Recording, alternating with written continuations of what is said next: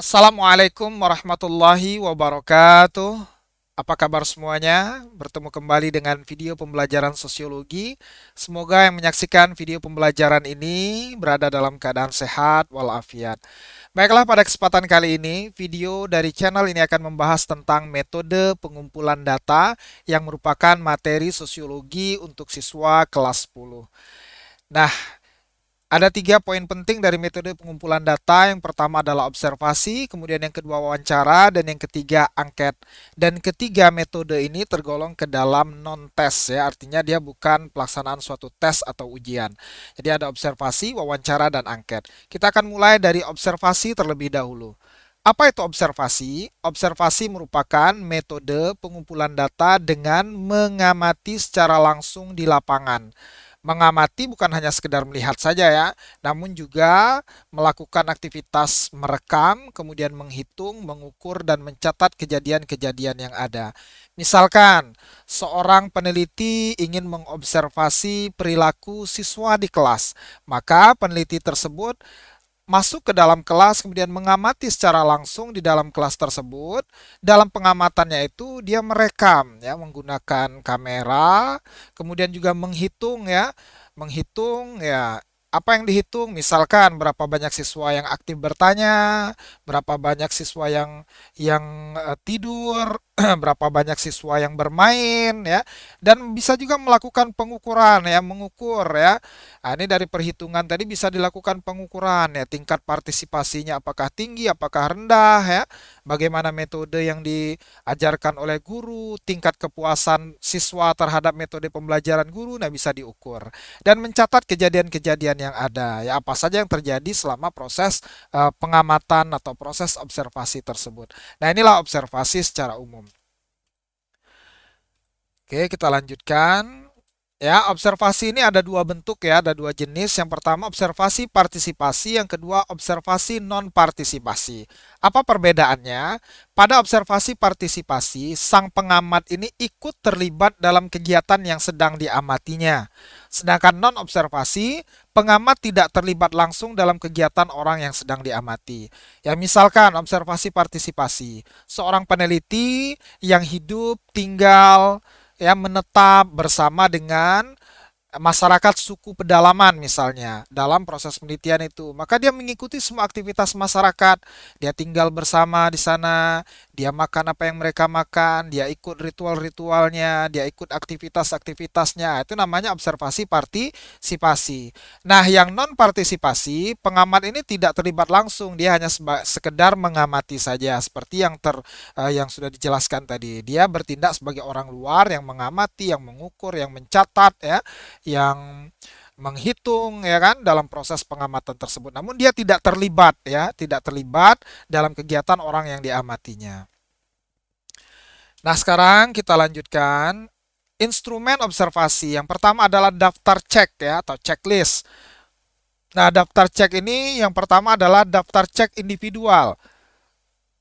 Misalkan seorang peneliti ingin melihat bagaimana aktivitas karyawan yang berada pada bagian produksi yang bernama Ibrahim misalkan. Nah, dia melakukan pengamatan kemudian memberikan penilaian ya, apakah si Ibrahim ini bertanggung jawab, apakah dia kreatif, apakah disiplin, tekun, rajin, dan rapi.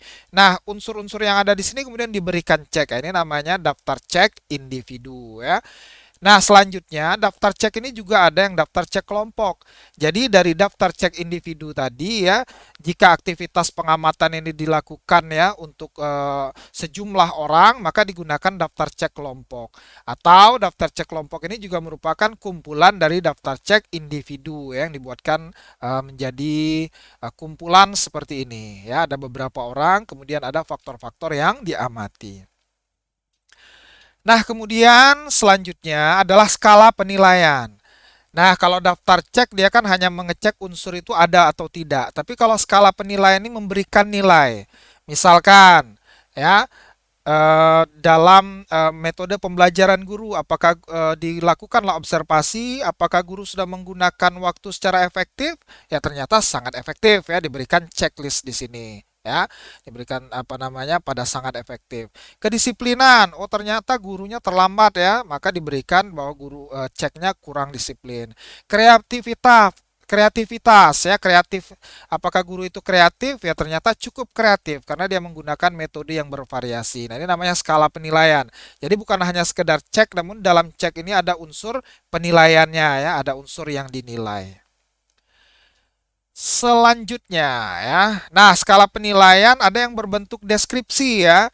Nah, misalkan ya, ketika melakukan pengamatan ya, dibuat deskripsinya. Misal dia tidak peduli, apa tidak pedulinya? Tidak peduli sama sekali dengan lingkungan sekitar.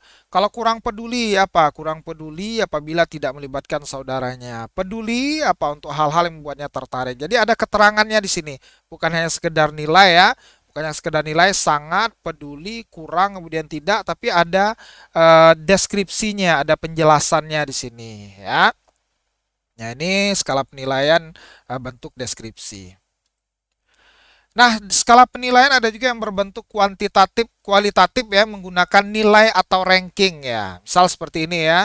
Kedisiplinan ini diberikan poin 1 sampai 5 ya kan. Oh, si A ini 2 poinnya, maka di checklist diberi tanda silang, beri tanda, diberi tanda pada angka 2. Kemudian kreativitas. Oh ya, ini kira-kira penilaiannya 4 ya. Kerjasamanya 2, kepeduliannya 3, ketekunannya 5 dan seterusnya. Ini berdasarkan hasil objek yang diamati tersebut ya. Nah, ini namanya menggunakan nilai atau ranking ya, skala penilaiannya. Nah, selain yang dua tadi, ada lagi yang ketiga, instrumen observasi adalah catatan berkala. Apa itu catatan berkala? Catatan tentang tingkah laku seseorang yang dituliskan pada waktu-waktu tertentu untuk kemudian ditemukan kesan-kesan umumnya. Misalkan, seorang peneliti mengamati perilaku siswa di kelas. Kemudian peneliti tersebut membuat catatan berkala ya. Oh, ini pada jam terakhir dia tertidur, mengantuk. Kemudian pada pertemuan berikutnya dia mengantuk lagi sehingga diketemukan kesan umum bahwa anak ini pada jam terakhir ya cenderung mengantuk atau sering mengantuk. Ini namanya catatan berkala. Kemudian daftar riwayat kelakuan. Ya, nah ini berhubungan juga dengan catatan berkala. Daftar ini bertujuan memperoleh sejumlah data yang mampu memberikan gambaran lengkap tentang seorang individu atau suatu peristiwa. Ya, misalkan seorang peneliti melihat perilaku siswa selama 1 semester, maka dia melihat riwayat kelakuannya. Tanggal sekian terlambat, tanggal sekian dia tidak mengerjakan tugas, tanggal sekian dia mengganggu teman, sehingga bisa dilihat bahwa track record istilahnya daftar riwayat kelakuan itu ya dalam penilaian yang dilakukan atau penelitian yang dilakukan selama 1 semester. Ini namanya daftar riwayat kelakuan. Ya, kita lanjut berikutnya ya. Nah, ini yang kedua adalah wawancara. Jadi yang pertama tadi observasi, kemudian yang kedua wawancara. Apa itu wawancara? Adalah proses memperoleh keterangan untuk tujuan penelitian dengan cara tanya jawab sambil bertatap muka antara si penanya atau pewawancara dengan si penjawab atau narasumber. Nah, wawancara ini kan tidak hanya digunakan dalam penelitian. Misalkan di televisi sering terjadi wawancara dengan narasumber. Kemudian saat ini di YouTube banyak sekali podcast ya. Nah, podcast itu juga merupakan bentuk wawancara. Nah, hanya saja dalam tema ini wawancara digunakan untuk kepentingan penelitian ya. Jadi bukan untuk kepentingan informasi publik, bukan untuk kepentingan publikasi dan sebagainya, namun kepentingannya adalah untuk membuat karya ilmiah ya, untuk melakukan penelitian ilmiah. Nah, caranya sama ya, ada yang bertanya, kemudian ada yang menjawab. Tentu saja sebelum bertanya, si peneliti ya atau pewawancara harus menyiapkan daftar pertanyaannya. Nah, dalam wawancara, pewawancara ini harus memiliki sikap berikut. Yang pertama, dia harus netral. Artinya jangan menentang atau bereaksi terhadap jawaban responden. Misalkan ketika ia bertanya, "Apa pendapat Bapak tentang ya, apa pendapat Anda ya tentang aktivitas atau peran sekolah ya, peran sekolah dalam pendidikan masa pandemi. Kemudian si narasumbernya menjawab, ya saya kurang puas gini karena sangat sulit sekali anak-anak belajar. Nah, kemudian si pewawancaranya bereaksi ya, oh kok gitu? Ah, ini jangan. Jadi pewawancara itu harus netral. Dia diam saja. Dia cukup mencatat ya, kemudian menggali lebih dalam lagi. Jadi jangan menentang atau bereaksi berlebihan ya terhadap apa yang dijawab oleh responden. Kemudian pewawancara itu harus ramah ya. Nah, ramah ya tentu saja dalam menemui orang ya untuk mendapatkan data kita harus ramah memperkenalkan diri dulu. Selamat pagi Bapak, selamat siang Ibu. Kami ingin melakukan penelitian. Nah, ini sikap ramah ini sangat penting. Kemudian adil, nah ini berhubungan juga dengan netral, tidak memihak ya. Tidak memihak ini apa?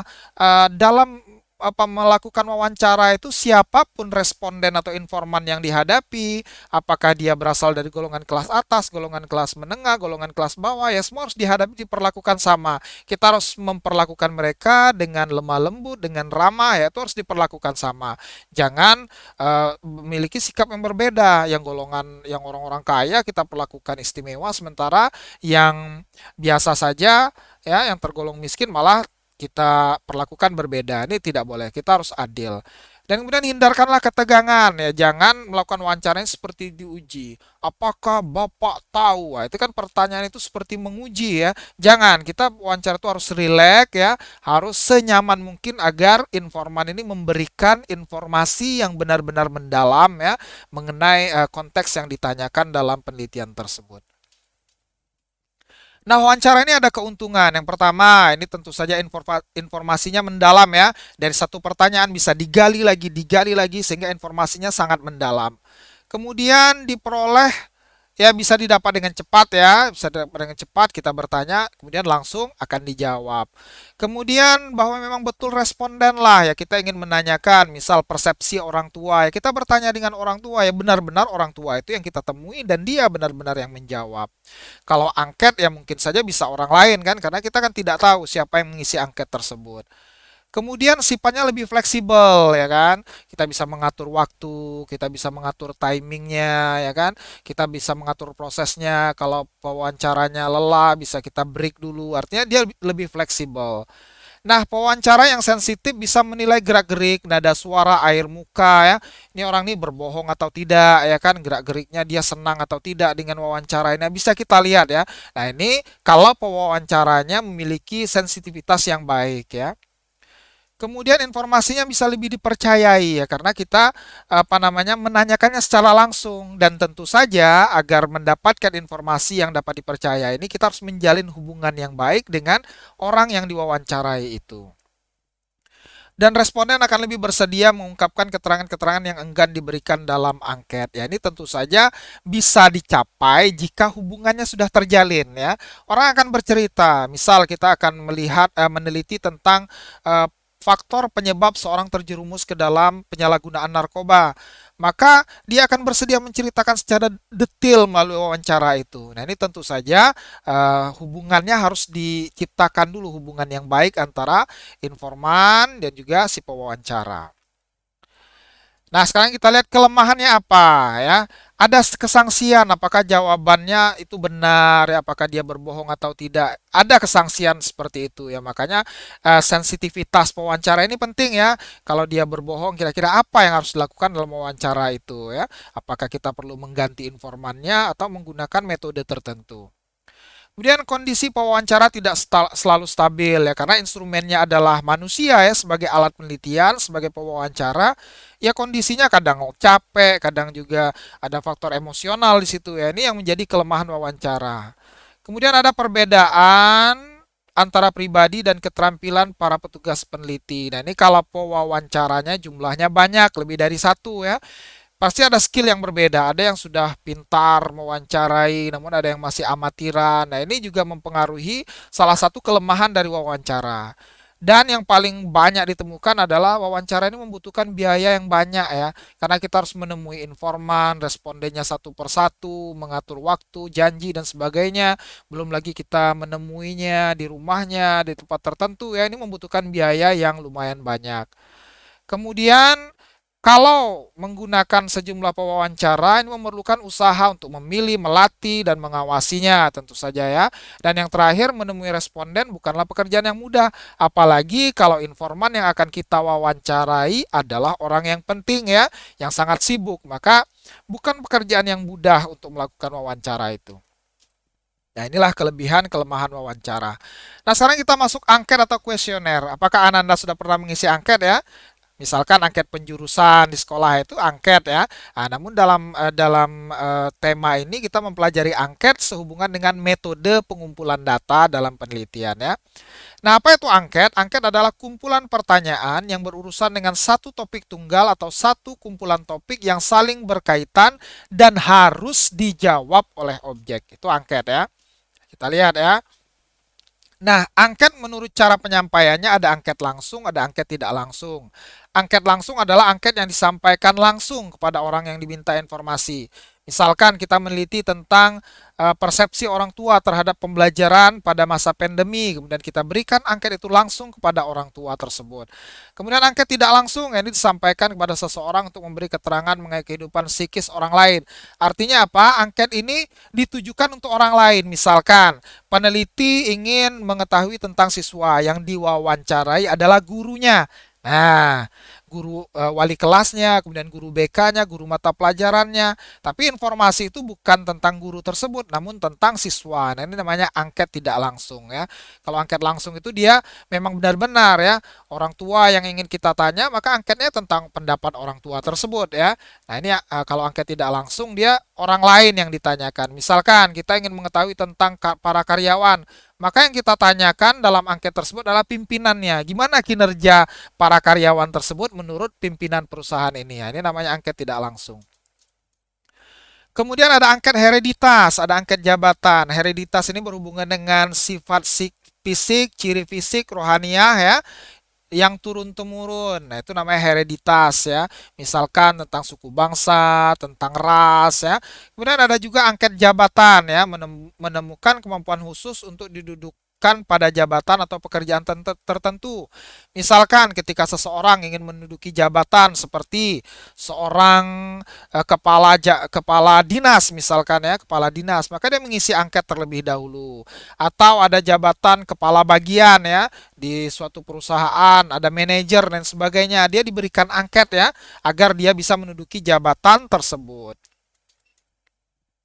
Kemudian ada angket terstruktur, ada angket tidak terstruktur. Kalau terstruktur itu dia tegas, pertanyaannya sudah dibatasi ya, sudah dibatasi, pilihan jawabannya juga dibatasi. Nah, kalau terbuka ya ini menghendaki uraian. Artinya ini lebih tepatnya angket terbuka ini digunakan untuk wawancara ya kan, karena dia menghendaki uraian tentang suatu masalah dengan panjang lebar.